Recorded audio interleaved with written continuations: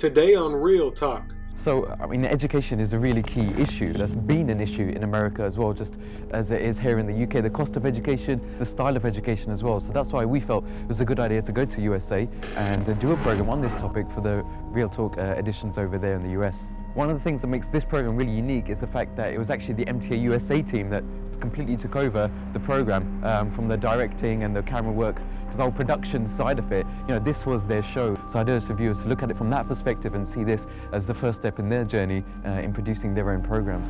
So we're coming to you with real stories, real issues, and real views from here in the USA.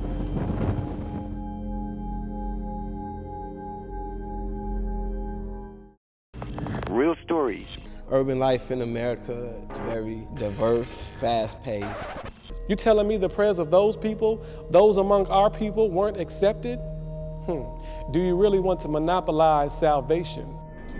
This is Real Talk USA. Assalamu alaikum and welcome to another edition of Real Talk. I hope you've been enjoying this special US edition so far. We've been having a fantastic series with a whole range of discussions about various social and religious issues. Today we're going to be having a look at education and education here in the US. We're going to be looking at if the actual system is being successful, and if not, what are the issues and how do we actually go about and solve them. I'm joined by a fantastic panel here in the audience, and I'm just going to introduce them for you today. First of all, I'm joined by Eric Luedtke. Welcome to Real Talk. Fantastic to have you here. Eric's the delegate-elect for District 14 here in Maryland. Next, we have Dr. Basir Rodney. Welcome to Real Talk. Dr. Basir is the Assistant Professor of Education at Webster University in St. Louis. And last but not least, I'm joined by David Murray, who's a former member of the State Board of Education here as well. So fantastic to have you here, and welcome to the show, and I'll be getting your points of view later on in the program as well. As usual, we have our studio audience here as well, and mashallah, I can see a lot of fresh new faces here ready to put in their points of view. But first of all, like we do on most of our programs, we're going to take a quick video report. So our team went out to take a listen to the word on the street.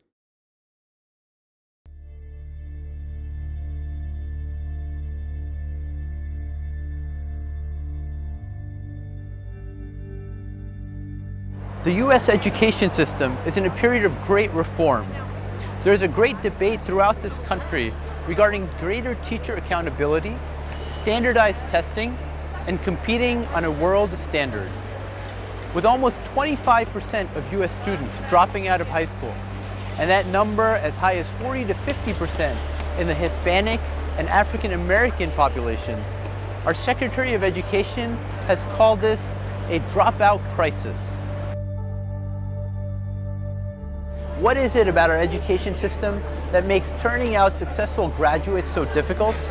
In recent films and documentaries, we've seen the struggle and heartbreak of American families as they have to go through high-stake exams or lotteries or paying beyond their tax dollars to get a good education. It seems that a good education is still a premium in the wealthiest country in the world.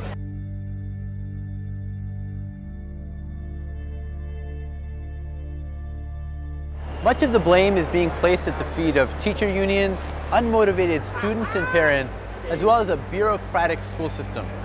The federal government has taken a more active role in the public school system.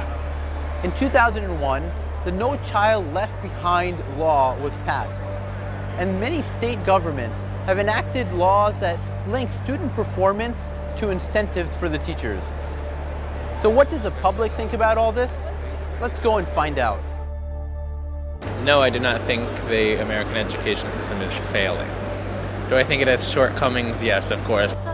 It's difficult for me to tell you. I went to private school. Where I went to school, it was good. I think there are pockets of success and pockets of failure. I think there's a real gap between the success and the failure. Some areas are having really good success and some areas are failing miserably. I would say the public schools, absolutely not. The private schools, I think, are excellent. They're very expensive, they're very exclusive. I went to the public schools and they were great public schools when I went. So I wish that they would be the same today. How many dropouts do you think there are in the U.S. every year? 20%. 17 to 35%. 250,000? It's a good number. It's actually about 1 million. As far as private, where I mean, 100% of us graduated, so. What do you think, some of the problems are? Certain type of people get the best education in the world in this country, but that education is not open to everyone. Number one, I think it's language. I think that everybody coming into this country should be like our ancestors did, learn to speak English. Teacher quality and training and retaining good teachers. I don't know, I think it starts at home. If I told my parents I was dropping out, they'd beat me to a pulp. You have problems with community engagement and family engagement. I think there's a lot of the onus on a child's education should be within their local family and community, and in a lot of places in the country, those traditional relationships have broken down. So that was the word on the street. A lot of different views there from the general public that we spoke to. And Eric, if I could start with you, getting the discussion going. First of all, can you give us a basic overview of what the education system is like over here in the US? Sure. Unlike many other countries in the world, the United States has an education system that's governed locally. So we don't have a national education system like many countries do. Most of the policies, most of the decisions that are made at a very local level, not just by states, but by individual counties, and in some states, even by small townships. So my wife, for example, went to school in a school district in New Jersey that was only 1 square mile. Really? So when you're talking about trying to change the U.S. education system or challenges in the U.S. education system, it's a very diverse system depending on where you are in the country and what state you're in. So it's actually broken down to a lot of different levels. Exactly. It must be difficult to change all of them at once. Exactly. That's the biggest challenge when you're talking about education reform. Okay. Dr. Basir, what's your role in the whole education system? What do you see yourself as? Well, at the local level, I train teachers. In the university I work at, we have a teacher education program, and we have about 500 students.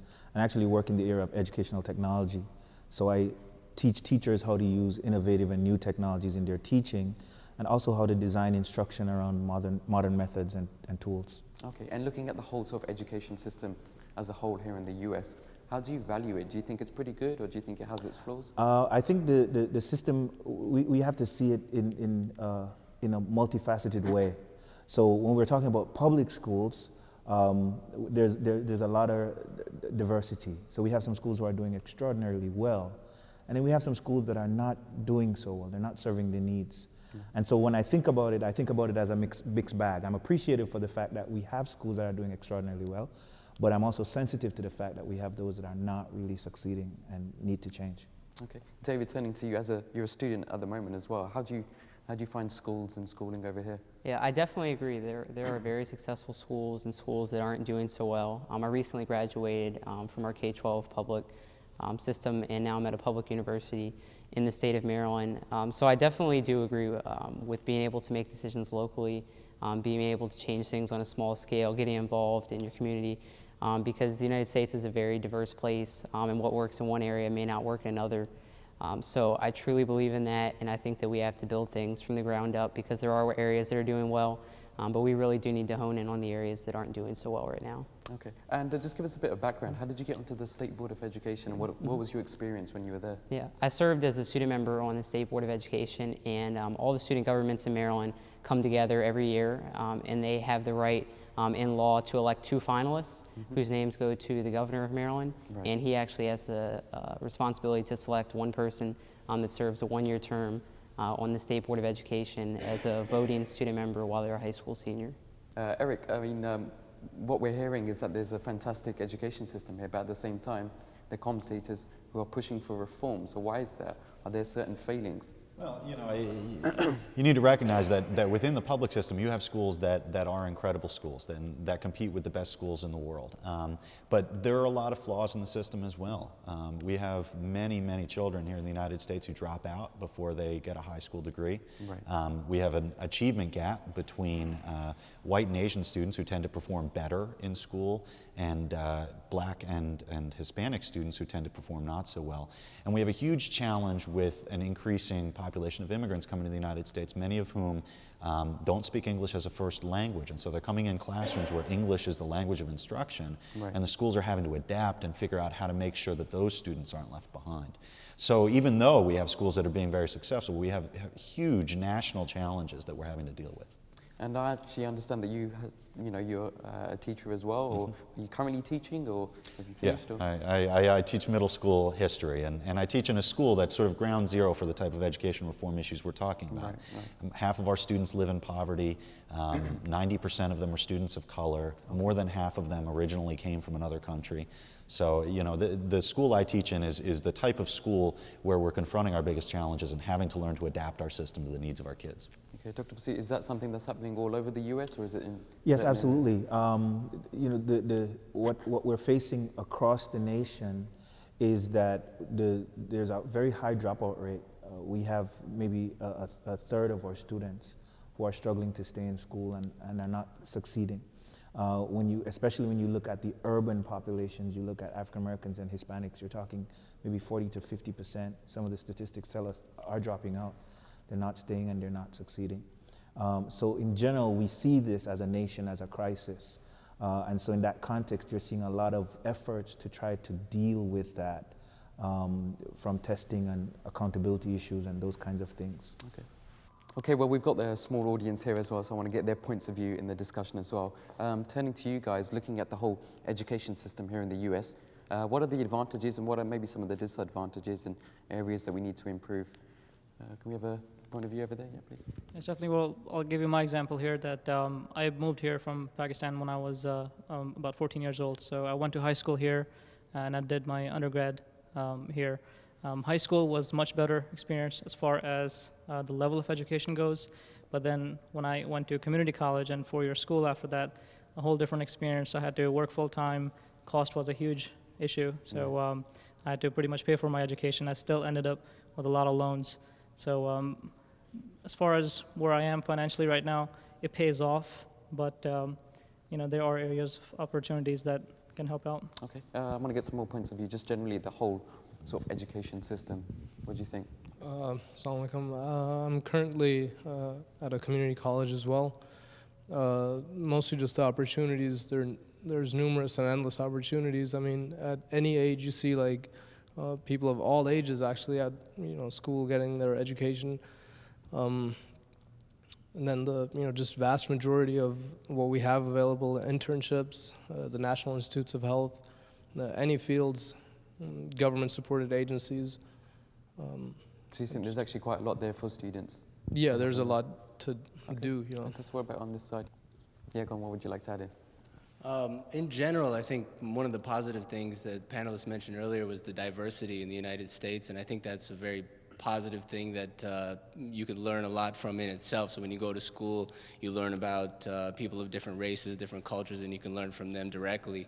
On the negative side, it was just mentioned that if you have the money it seems like you have to move to an area where the schools are very good, and if you don't have the money, it's luck of the draw, and you're kind of stuck with whatever schools are there. That maybe they're good, maybe they're very bad, and you don't have the financial means to change this situation. So in general, I think that's... Thanks a lot for those views. Earlier we were talking about sort of dropout rates and stuff. Why is that level so high at the moment? What's the key issue? Is it that the school is not engaging, or that they are distracting? We're talking about inner city life and having maybe just one-parent families that they're coming from. What do you think are the main issues? Eric, turning to you. That's the million-dollar question. And if educators could answer that, we'd be able to solve the problem better.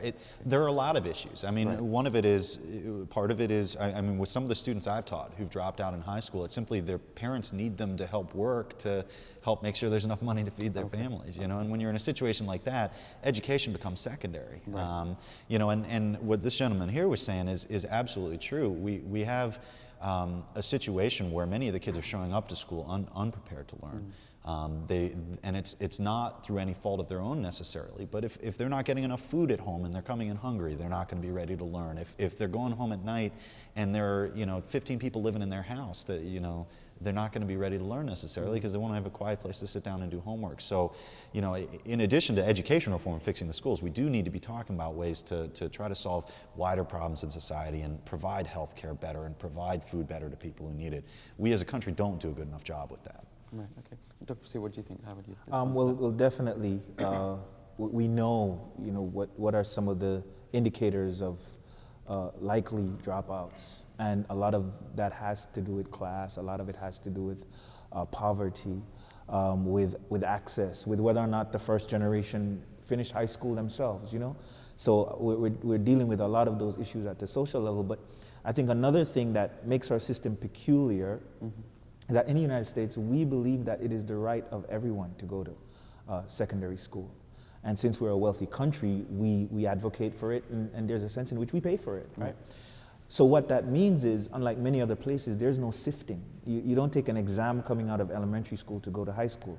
What that then means is everybody's in high school. Okay. And so motivation is a factor, right? Because if you know you're supposed to be there, but you have no culture of being there, you're not ready to be there, but the system wants you to be there, then sometimes you find that that also contributes to whether or not people stay or drop out. I mean, David, what have you found at the high school and stuff like that?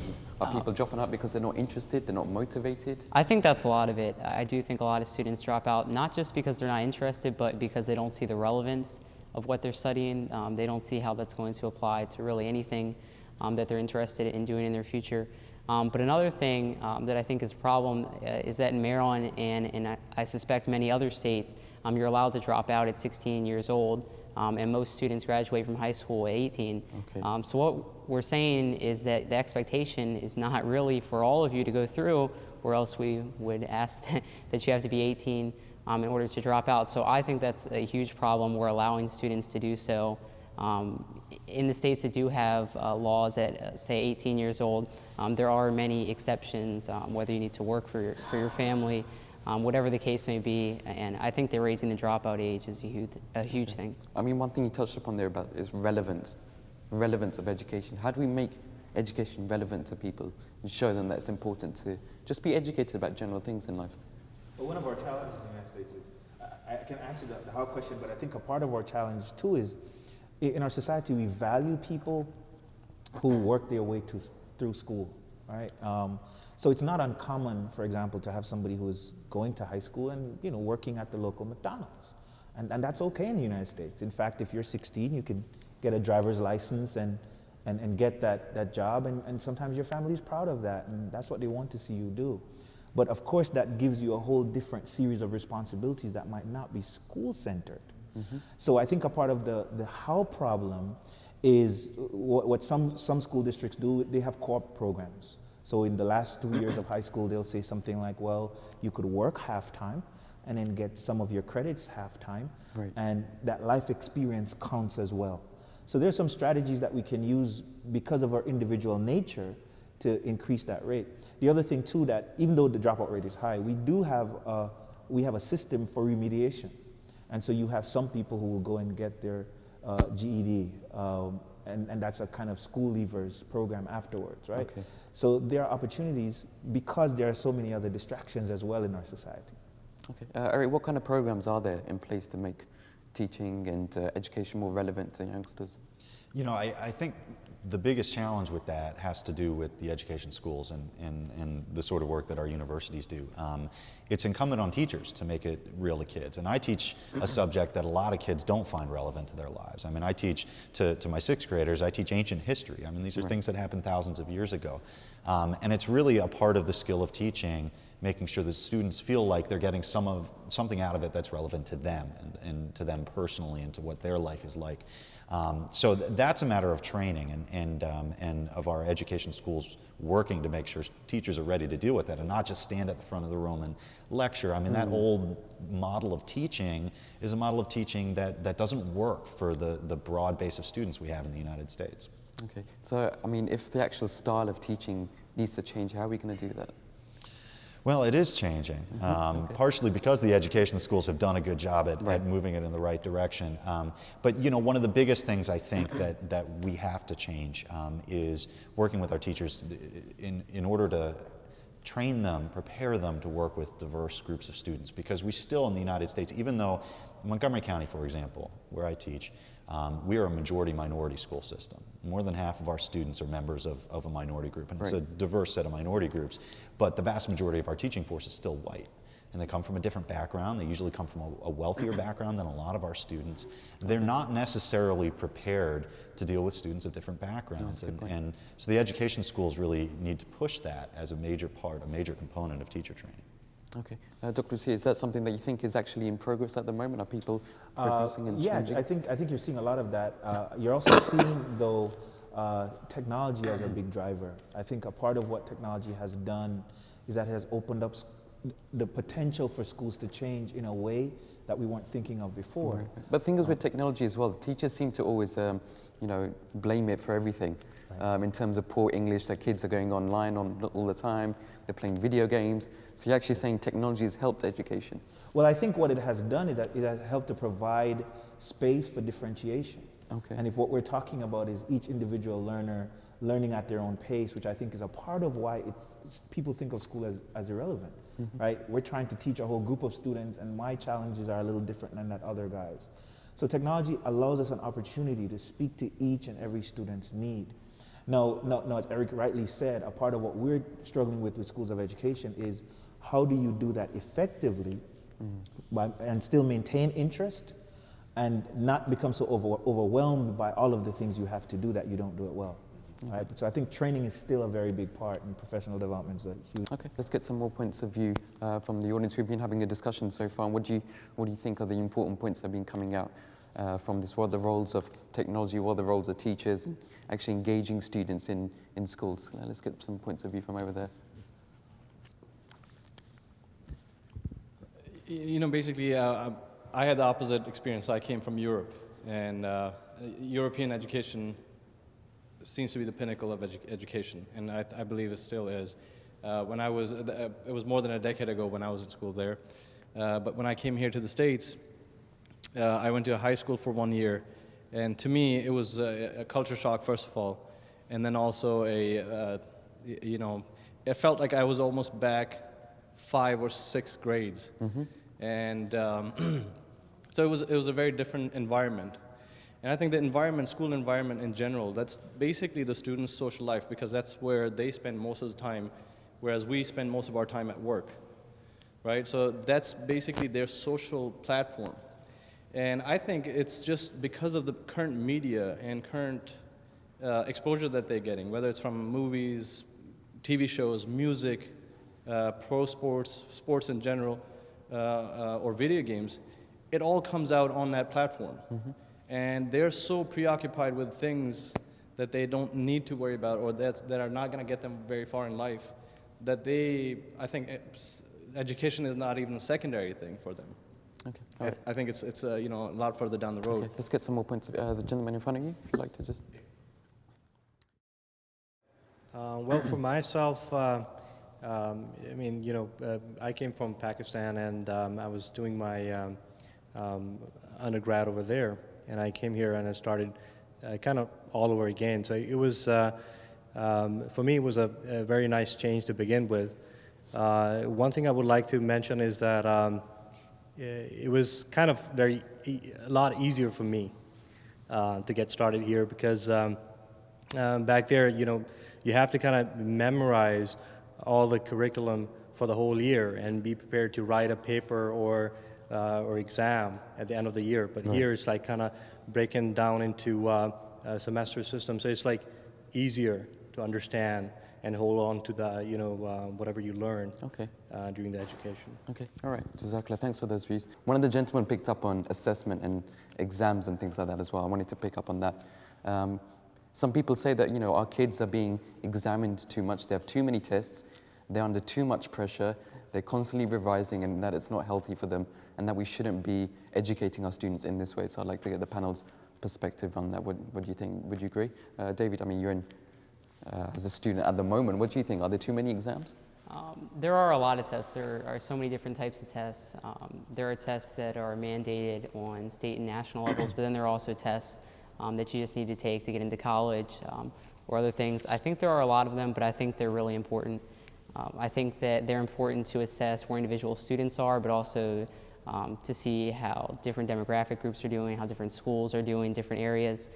So I think that they're kind of a necessary evil. I think that they do take a lot of time out, but they are really important to assess where we're at, because if we weren't, at the end of the year, we wouldn't really know how much students were actually grasping of what we've just gone through. This discussion is happening in the UK as well, and people are being, they're quite conscious of the fact that they're introducing more and more tests, I heard there was plans for a test to come in for kids as young as 6 to find out if potentially they would be gifted in the future, so that they could, sort of almost fast track them into a certain route. And, the people saying that this is the best way if you find out young enough that these children are naturally talented, we can actually help them. But on the other side of it, these kids are only 6 and 7, and they should be playing around. And personally, I'm not sure if that's a lot of people will be comfortable with examining kids like that. And definitely too much anxiety, I think. But at the same time, I don't want to come off as sounding as if I'm anti-testing, right? Because one of my personal pet peeves, sometimes I'll hear students say, well, I'm not a test taker.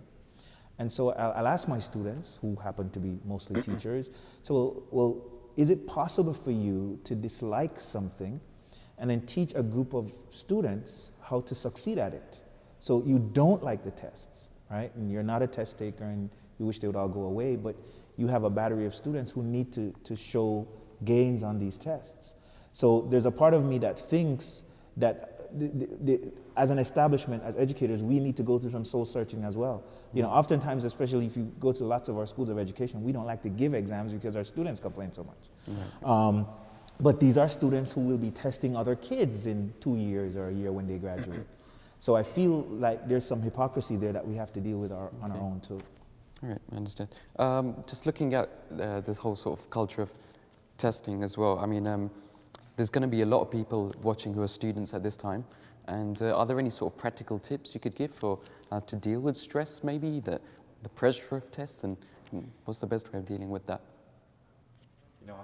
Before I became a teacher, I actually taught SAT training classes. The SAT is one of the tests students can take to help get into college here in the United States. And I think the best piece of advice I ever gave was to get a good night's sleep and eat a good breakfast. And it's really the basic stuff like that can make a difference for somebody taking a test. And to remember that it's just a test. It's not, it's not the end of your life. People get very stressed out about especially the college application test. And that's not just unique to the United States either. But there's always another opportunity or another route or another way of doing things, even if you don't perform well that particular day. Okay. David, just briefly, what kind of advice can you give to other people who may be going through tests at the moment? I mean, I agree. I think that one test is never going to determine your success in life, whatever the case may be. If you're applying to colleges, grades, extracurriculars, and a million other things go into what they look at, and many of those tests, like the SAT, can be retaken, I believe, as many times as you want. So I think that just understanding that one test is not going to determine everything for you. Okay, thanks for that view. Well, we have to take a short break right now, but stay with us for part 2. We're going to be carrying on this discussion of the education system and having a look for the future as well. How can we reform it, and what steps do we need to take for that? So just join us in a few minutes. We'll be back with part 2 of Real Talk.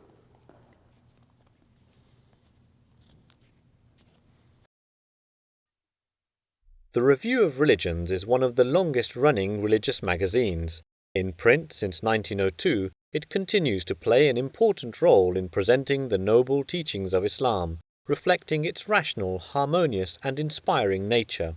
It features articles and viewpoints on different religions, making religion and religious philosophy accessible to a wider readership.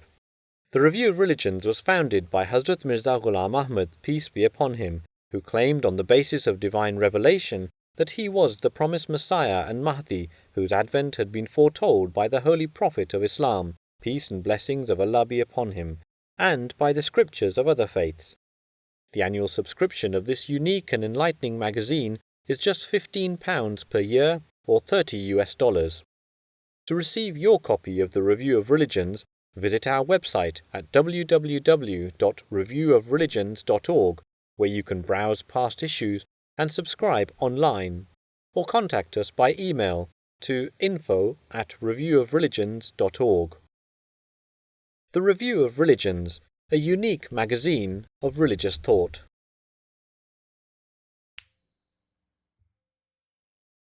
An interlingual channel promoting interfaith dialogue. Worldwide, live and interactive. on satellite television and the internet. This is MTA International.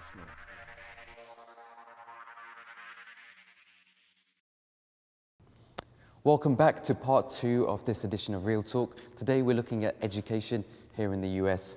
Eric, if I could turn to you first of all. We've been looking at reform of the education system as well. But do you think there's actually any dangers in reforming the system? Maybe we're doing it too quick, or maybe it's going too far? I think, you know, we've got a lot of challenges, and we're at a place right now in this country where people are looking at many different possibilities for solutions to those challenges. And I think the United States has always been a country that solves its problems in very messy ways. So I think that you know, the testing movement in particular, I have some criticisms of. I have some criticisms of the voucher movement here in the United States. But I think really we need to seriously discuss all of these ideas and come up with a middle ground, a path that we can take towards fixing our schools. Okay, Dr. Psi, what's your view on it?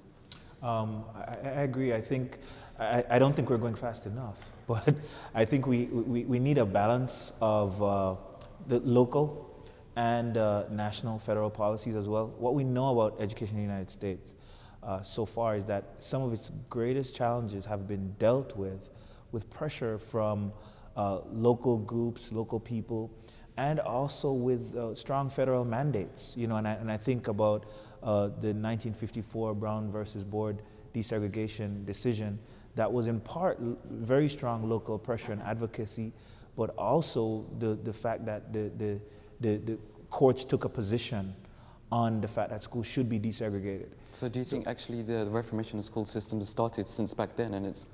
Well, absolutely. We've always been a school system in the making. I think that's one of the interesting things about our public school system in the United States. It has always been a school system in the making. Okay. It started out serving one very particular need, although there was a vision that was greater than it. And so it's kind of grown to meet each step of the way. It's tried to include different groups of people over time. I mean, so David, so we've established then that the school system is constantly evolving. Where would you like to see it go in the future?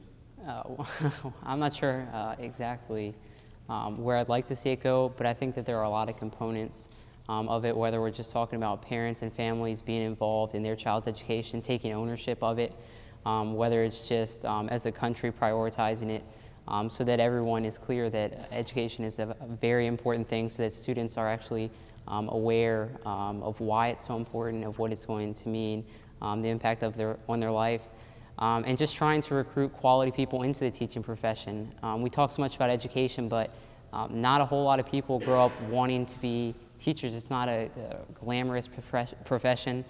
They're not paid a whole lot of money. Right. So I really think we have to change a lot of mindsets about education to get where we want to go. Yeah, I think a lot of people remember back to their high school days when being a teacher was, you know, probably not the best thing. You don't really want to go back into that situation.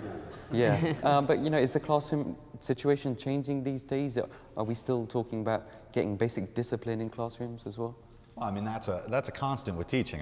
You know, you go back to the first classrooms that existed in the world, and discipline was an issue. So there are some constants. I mean, there are some things we're still trying to deal with, but there are constantly new challenges. Demographic changes, technology has brought huge changes to how we teach and what we teach, and what we prioritize. I mean, in the United States now, when I was young, which wasn't that long ago, we were still teaching cursive. It was required. We don't even teach cursive in the schools anymore because people write almost everything on computers now. So, you know, there's sort of this tension between the constancy that we have in a lot of elements of our school system and the change that we're seeing and that we need to see. Okay, Dr. Siebel, do you agree with? Well, I definitely agree with Eric and David, but you know, I think one of the things where I think we lack a state of urgency is we've at this juncture as a nation, we've failed to recognize what I think of as two important things. One, education today is a human right. Mm-hmm. And to be spending lots of money on schools that are not working, especially for your minority populations and your urban populations, your rural populations, that's to me a violation of someone's human right. You're not educated, right? So you're always constrained. The other thing is we talk about national security, and we have an economy that's completely, at least for the last 5 or so years, has been really chugging along, almost crippled. And to me, that makes education a national security issue as well. So we're quick to spend money on wars and we're quick to spend money on lots of other things. But for me, education is the key. How does a generation, a nation, make and remake itself without people of knowledge? And so I think there has to be more urgency, and I don't see that in our nation as much as we should. Okay. David, I mean, Dr. Basi touched on about the economy. Do you actually think, you know, one day when you actually graduate and you get a job, are you worried about your prospects as a career, you know, as a graduate coming out into the career market? How is that a worry for you that you might not actually get a job because of the recession and things like that? Absolutely, I definitely think so. I think if you look at the statistics right now, students that are coming right out of college are having an extraordinarily tough time. And I think that's why a lot of them have actually gone on to pursue further degrees, graduate school, law school, whatever the case may be. But I think it is a huge issue. The statistics show that students come out of college, it's probably as hard as it's ever been to get a job straight out of school. So yeah. Okay. Another question just for the whole panel, all of you. I mean, the fact is that some people just don't really care about education. They're not really interested in it. They don't really see it as a means to an end, really. And how do we get them on board?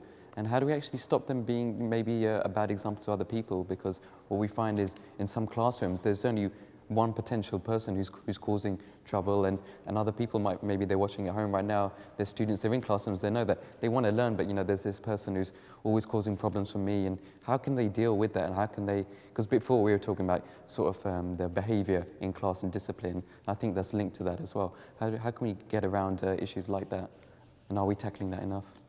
You know, I think there's two different issues here. One is issues like you're talking about with discipline. And that's a tough nut to crack, and I really think that's a matter of really engaging the parents with the school, and the schools have a lot of work to do in that area. But we have a broader political problem because, you know, we do have a public education system, so it's a political issue, funding the system. And I can't tell you as a politician how many doors I knocked on where I would start talking about my background as a teacher and how education was important to me, and had people say, I don't have kids in the schools don't matter to me. And that's a really serious problem. I mean, you go back to the founding fathers and Thomas Jefferson arguing that education is the most important thing we need to have a functional democracy. That's a real threat to our democracy when education isn't important anymore. And it's a threat to our economy as well. So, you know, I wish I had an answer, but it's a big problem that we really need to address. So in those situations where parents actually take their kids out of school, do they take it upon themselves to educate, or do they just, you know, tell them to get a job and start contributing to the family economy? Well, most of the people I'm talking about are people who don't have any involvement with schools anymore. The kids are older and graduated in most cases. But yeah, in the United States, we have the public system, and then parents are able to send their kids to private schools, which cost money. And then there's also a large and growing homeschooling movement where the parents themselves educate their children at home.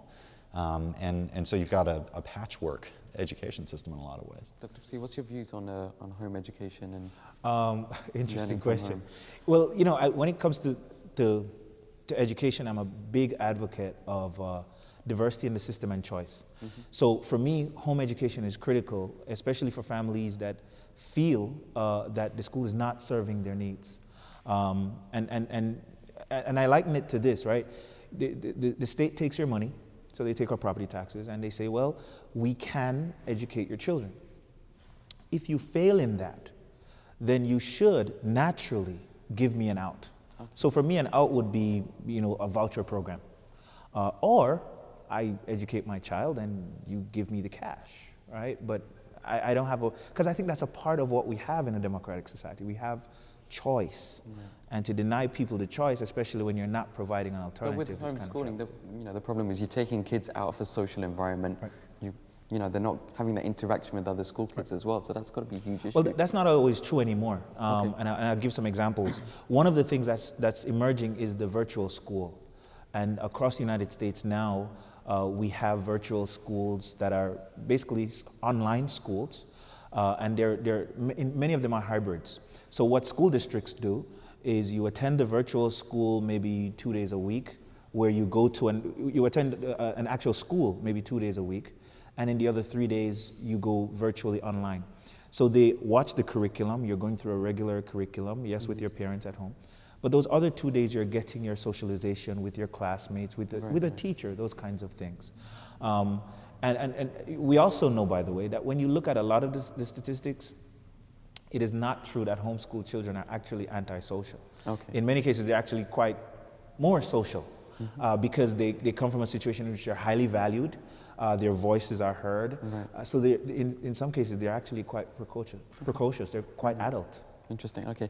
Turning to the parents here in the audience, how do you feel about your school kids, your children going to school and growing up in that environment? Are there any issues that they've faced? Can I get some points of view? Any points you'd like to add into the discussion? It was mentioned earlier about achievement gap between white students and minority students, particularly African Americans and Hispanics.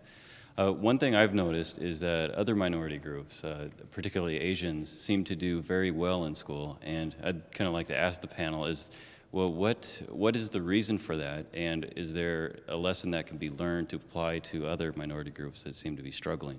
Okay. We'll ask that question in just a moment. I just want to get some other points of view as well, and I'll come back to that. Just at the back, we've got some guys here at school as well.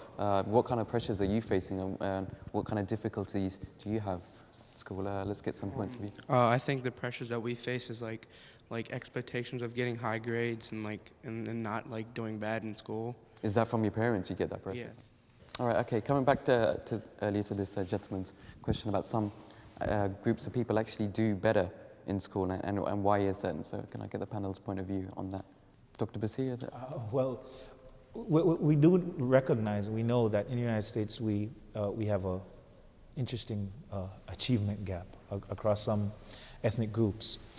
We have attributed some of it to, for example, how relationships towards authority. Many of our Asian students, they come from homes in which the authority is given a certain kind of mystique, you know. So when you go into a school, the teacher is always respected and held in high esteem. Many of our other minority populations, as well as our national group, are very democratic. So they don't necessarily think about the teacher and the school in the same way. The values that much of this is value related, you know, there's a documentary recently where they actually compared like six kids, right. 2 in India, 2 in China, 2 in the United States. It's called 2 Million Minutes. What do you do with the 2 million minutes of high school? And what we found very quickly was that what we valued in the culture, in the United States culture, is very distinct from what other minority groups might value. You know, African Americans, Hispanics, it's not like they don't value education, they just value their freedom too, right? Their desire to be self-expressive and these kinds of things. And then coming from situations in which, in some cases, homes in which education is not thought of as necessarily a way out. In the United States, it's not always thought of as a way out. Then that kind of changes the dynamic. Asian students are pretty much on point with the idea that, look, I listen to my parents, I'm going to do what they ask, and you know, my life is about that. It's not the same across the culture. But at the same time, it's important to remember that even, I mean, and we know negative stereotypes can have impacts for students. Positive stereotypes can too, and there are plenty of Asian students who fall through the cracks of the education system because they're struggling, and teachers look at them and say, oh, they're an Asian student, they'll do fine, you know, and so, you know, it's important that even though we have this achievement gap that breaks down along ethnic lines and other achievement gaps that break down along other lines, we have to be careful not to stereotype every individual kid as being part of that. You still, at the classroom level in particular, have to remember that every kid is an individual and has their own individual experiences. Yeah, I mean, Dave, just bringing you in as well, I mean, we discussed that the classrooms are becoming more and more diversified, so I guess we can actually learn the best bits from everyone's culture and bring that together. Yeah, you would hope so, and I know that a lot of things that he mentioned are very true. Sometimes groups, like Asian groups, they place a very strong focus on education, and that's reflected by the amount of effort that students put in. I mean, just take a daily homework assignment in many classrooms, and the amount of time put in, the amount of effort put in drastically varies. So you can see why someone that values it more, works harder, puts more into it is going to succeed. So that is a big thing, and a lot of other groups would be better off if we could kind of incorporate some of those values that are being brought in from those cultures. Okay. I'll pop in with a real quick example, right? College sports, right? In a culture that values it, do extraordinarily well. African Americans don't need any affirmative action policy in sports, right? College or high school, because high achievement is valued across the community. You play well, you dedicate yourself to practice. This is just what you do, so you can do well. So when you twist that into academics, it's kind of conceived a little differently, right? And of course, it doesn't necessarily help, by the way, that when you do look at sports, you see so many of us. So you see a lot of our kids, they'll tell you, yeah, I like the books, but come on, I play ball so well. I think I could go get that scholarship if I tried hard enough. Yeah, no, that's really interesting. We had a whole separate program about sports when we looked at that. That was a big aspect of it. Just moving the discussion forward a bit. One thing that's becoming quite popular in schools in the UK, I know, is the ones that are failing. The government actually is introducing things called academies, where they actually take the school, they pass it on to another company who will take over it and sort of rejuvenate it. I understand you have a similar sort of system here. Right, we call them charter schools. Charter schools, right, that's right. So I'd like to get your views on that. Do you think that's a good way of actually helping failing schools? Well, I think the first thing is not to see it as a silver bullet. For a long time, we think of our problem in such a way that we keep looking for one-fix solutions.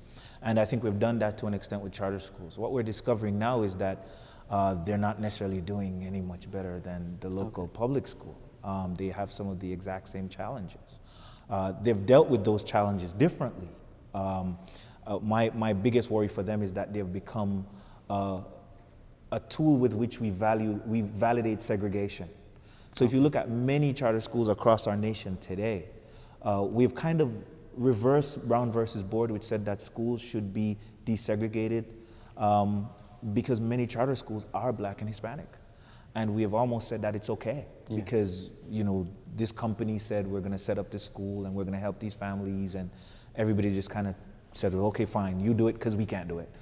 And so now what you have is a school with 90% African American or 90% Hispanic or other kind of variations like that, and they're still not doing as better than David, what's your view on? Yeah, I like charter schools to an extent. I think that they are a good option to have because in some of the areas where we have charter schools, the schools are performing at remarkably low levels, and taxpayers deserve other options where they want to send their students. I don't think that students and families are forced to go to these charter schools. So like I said, it gives them different options in different schools that they can choose from other than maybe their neighborhood school if they don't feel like they're going to get a good opportunity there. Hopefully, if we put them into a new situation that they opted into, maybe they'll have a higher level of interest and they'll do better. So I do think it's a decent alternative. Okay. I mean, Eric, if this isn't the way to go, then what is the way to go for failing schools? How do we... No, I mean, that's the question everybody asks. I mean, part of the difficulty here is the silver bullet problem. Everybody's looking for the one solution that's going to fix education, whether it's testing or vouchers or charters. And the reality is that we have a massive system. This is a country of hundreds of millions of people, a massive education system in this country. There is no silver bullet. There is no one fix that is going to solve all of our problems. And as long as the media and the politicians are looking for that silver bullet, they're not going to be looking to do the complex work that's going to be necessary to really address some of the problems in our schools. Okay. Just briefly, I really wanted to touch on the whole cost of education. That's becoming a growing issue. Obviously here you already are used to paying college fees. In the UK just recently, there were big protests about the ongoing rise of the fees to go into university. And some people think, it's not actually worth it, which is, it's a shame. It's a worrying trend. So just briefly, I wanted to get the panel's response to that. Do you think there can be there should be a limit on how much we should pay to go into college? And do you think actually sometimes you don't need to go into college because at the end of it, it's not actually financially viable? What's your point of view? A lot of people have different views on this topic. I would argue that there are some people who are able to find good careers without getting a college degree. I don't think that should ever be determined by your ability to pay for school. And frankly, I sympathize with the protests that have been going on in the UK. Education should be cheaper in the United States. There are far too many kids who don't go past high school simply because their families can't afford it. And it's closing economic doors to them. It's closing doors to them in terms of their lives. And as we've seen the economy have problems here in the United States, and the state budgets and the federal budgets have run into trouble, we're starting to see some of those college costs go up even more. It's going to make college even more unattainable to far too many people. So personally, I think college, both four-year colleges and community colleges, should be less expensive here in the States. Dr. Say, just briefly, what would you like to? Well, I do think, yeah, we have a serious over-expense problem in our college system here. In fact, the Congress recently, I think the Senate recently put together a panel to investigate, especially we have these private for-profit colleges, and they're really gouging out the eyes of people. That said, in the United States, we do have a very strong system of subsidies that I think work fairly well. To me, it's not so much that whether or not everyone gets to go to college. It's really a case where if you look at most of the things that we must do in our lives today, so let's say let's use one of our professions that we don't think of as needing lots of education. Let's think of farming, for example. When you look at farming, even though you may not need a college degree to be a great farmer, you need at least the equivalent of 2 years of college. Why? Because there's so many things that farmers are interested in now, more than just what's happening in their local village or their local town. So that kind of extends the need for some training beyond high school. Okay. And I think that needs to be there. But, I have a little different take. I think one of the reasons why we end up with higher priced schools is sometimes because of the government subsidies, right? And this is kind of rough, but what we have is, if you put a bunch of money in a corner and we say the government says it belongs to you so you can take it to college, a college pops up and says, well, I'll get you in because I really want your money. And even if you're not qualified, right, and lots of these for-profit universities, I've seen them do it, you're not qualified. You couldn't get to one of the local colleges. They waive all the requirements and get you in. They get you in for a semester, charge you $10,000, then kick you out on the street. And so a part of it is government learning how to manage some of this money that it doles out. Okay. David, just turning to you, I mean, everyone, I guess, wants free education, but I guess you have to be realistic about the actual costs of it. Someone has to pay for it, right? Yeah, and colleges are an exorbitant cost, but when you look at things like community colleges, those are much more reasonable, and the difference in price is really, it's a huge difference. And I think that even though college does cost a lot, we have seen in the long run, it really is worth it if you are able to do so. It pays off in the long run, occupation-wise, but we do have to look at ways to bring the cost down because there are a lot of students who are not able to go into college strictly because of money, not because they couldn't succeed or even do better than people that can pay to go. So it's a really unfortunate problem. Okay. We're going to be wrapping up the program just shortly. I want to get some final points of view from the audience. One thing that I think has been quite interesting in this whole discussion is the role of parents as well as teachers in terms of education. I want to get some sort of views from the audience on that and just general perspective on the whole discussion that we've had today. Let's get some people who haven't said something yet. I want to make sure everyone gets a chance to put forward their view. I think one of the trends that I've seen in the US, I did my bachelor's in Canada, is that a lot of the cost of college, what I see here is this trend that kids have, they say, when I go to college, I have to go as far away from home as possible, possibly to another state. And, the out-of-state tuition cost is a lot higher. Even where I'm living right now, there's a couple of guys I know, they're going to a university in the same town, University of Texas in Austin, and it's barely 15 miles from their home, but they don't want to live with their parents. So they move out of their home and then they rack up this huge debt, and when they graduate, they have $40,000, $50,000 in debt. Right. So it's part of the problem is the students themselves too. Okay, and let's get one point of view right from the back as well. If you'd like to just...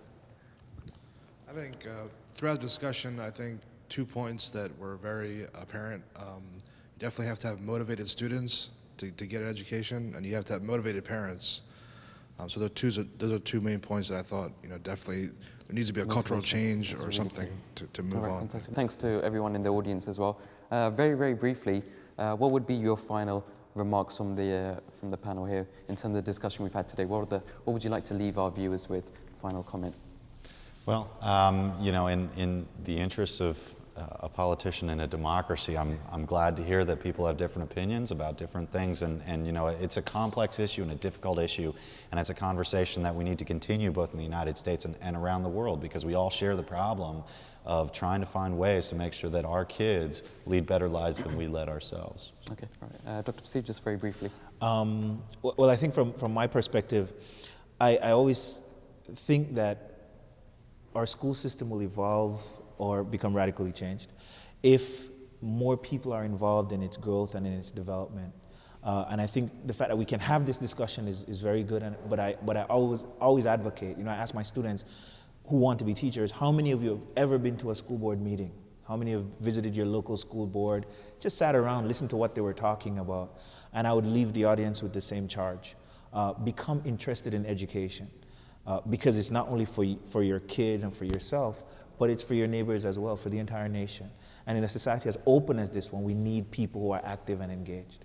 Okay, and David, what would be your final comments for today? Yeah, I just think that it's very important that we have all of our stakeholders weigh in on all these topics. We don't want change coming from one group or another, from the top down. Teachers, principals, the general public, students all weighing in, giving their perspectives. Once we get a fully well-rounded debate, only then are we going to be able to figure out what is the right direction to move towards. Okay, all right, fantastic. I want to thank the whole panel for your involvement in the program today. Thank you very much. Thank you to the audience as well for your input. And don't forget, you at home can put in your points of view as well. Our email address is there for you at the bottom of the screen. We've got our official website address as well, and also you can follow us on Twitter for the latest Real Talk news. We're coming to the end, not only of this program, but also of the whole series here in the USA. We'll be, inshallah, try and do 1 or 2 more programs. But I want to take this opportunity to thank everyone who's been helping over here. We've had a huge team behind the scenes, and so I just want to say thank you to them for their involvement. Inshallah, we'll be back with more Real Talk, but until the next time, Assalamu Alaikum.